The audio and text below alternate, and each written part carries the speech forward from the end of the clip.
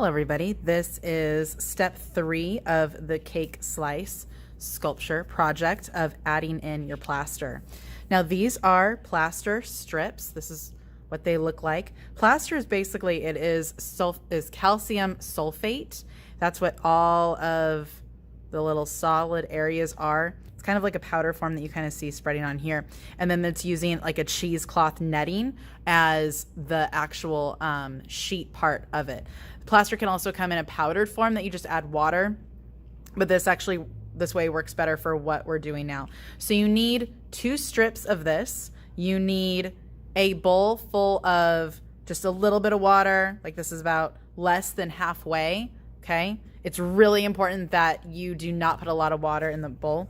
And also a placemat. And these will, all of this stuff, the placemat, we'll talk about where that will be in class and things like that. Also, latex glove will be helpful, not required, but the plaster can tend to dry out your skin a little bit. So if you have sensitive skin, then using a latex glove would be helpful too. I'm not going to. Generally just washing my hands and using lotion afterward usually does it for me. So you need 2 strips, okay? And one of these strips you're going to take some scissors and cut in half. It's really important that this all stays dry. If this gets wet at any point before you're ready for it to, it will ruin the whole thing. Okay, so you have your foil piece. Remember, I have that exposed piece and I don't want to, I'm not going to cover this part with plaster at all. This is the bottom of my cake.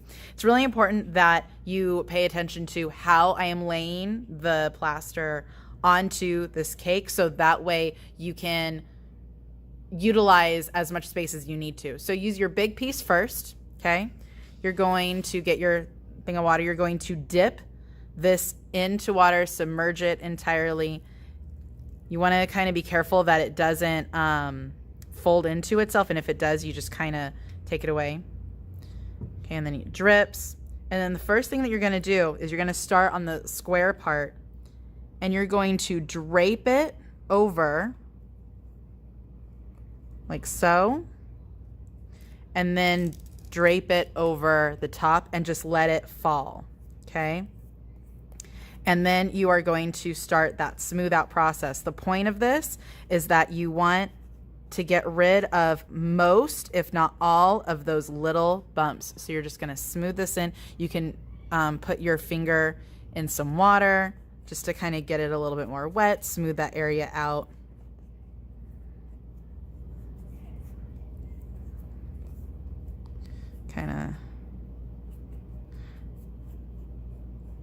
I have yet to be able to make the holes disappear completely, but you want most of them to fully go away.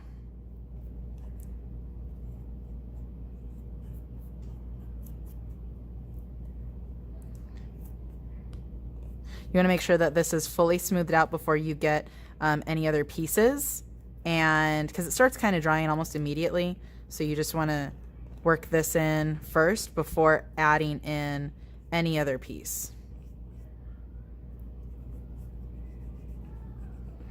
Just moving your hand. It's really not hard. It's a little messy, but it's not bad.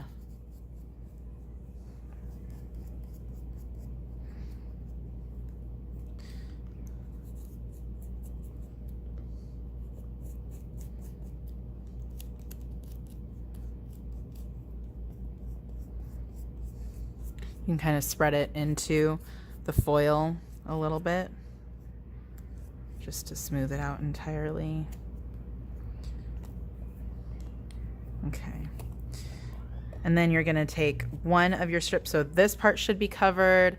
This part should be covered. There's like a little bit right there that I don't have that I'll worry about later. So you're going to take one of your little strips, dip that in. Okay. Take it out carefully.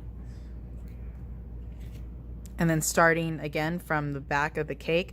Now you already put it here. You don't need to layer it in. You just start from the side. Put it right on top.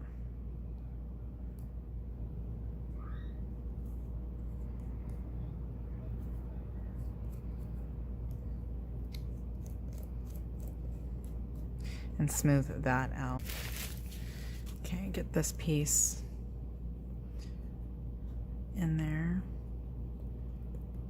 Really make those bumps and dots go away. Looking at this, I have these little tiny exposed areas. So I'm gonna need just a little bit of a third sleeve. I don't need like a whole sheet, but so if this happens to you, just come up and ask me, show me how much you need. And then based on that, I'll kind of just cut off a little bit more for you. So because it's just a little bit, I'm gonna cut this in half, and then I'm gonna cut this in half again, and just kind of see where that kind of takes us. You just wanna make sure that all of the foil on the top and on the sides is covered. I shouldn't have cut that one piece.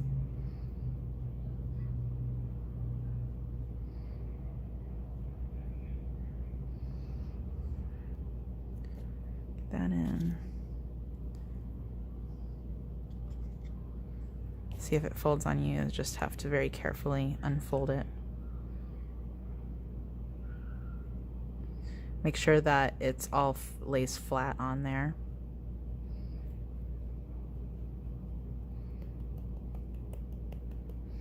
Tapping it with your finger might work a little bit better. And then this is like the last little piece. Just gonna drape. How am I gonna do this? I'm gonna drape it over the top like that.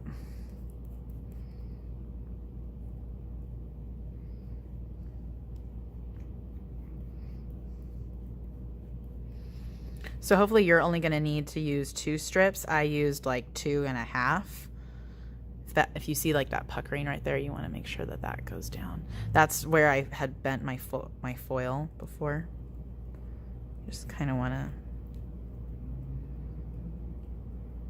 dab that. And that is basically it. I can already feel it beginning to dry and harden on that first layer that I did.